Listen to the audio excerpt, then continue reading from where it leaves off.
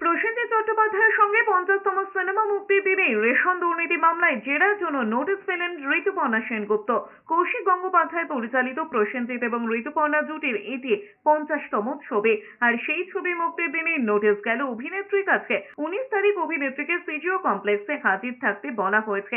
এর আগে বুধবার ইডি দফতরে হাজিরা দেওয়ার কথা ছিল ঋতুপর্ণা সেনগুপ্তর, কিন্তু কলকাতার বাইরে থাকায় হাজিরার জন্য সময় চেয়েছিলেন। 5 বছর আগে রোজভ্যালি মামলায় ঋতুপর্ণা সেনগুপ্তকে জেরা করেছিল এনফোর্সমেন্ট ডিরেক্টরেটের অফিসাররা। ইডি সূত্রে খবর, রেশন দুর্নীতির টাকা ঘুরপথে তাঁর অ্যাকাউন্টে ঢুকছিল কিনা সে বিষয়ে জেরা করতে চান তদন্তকারী অফিসাররা। রেশন দুর্নীতি মামলায় ইতিমধ্যেই জেলবন্দি প্রাক্তন মন্ত্রী জ্যোতিপ্রিয় মল্লিক। এই মামলার তদন্তে সন্দেশখালীতে গিয়ে শেখ শাহজাহান বাকিনের হাতে মার খেতে হয়েছিল ইডি আধিকারিকদের।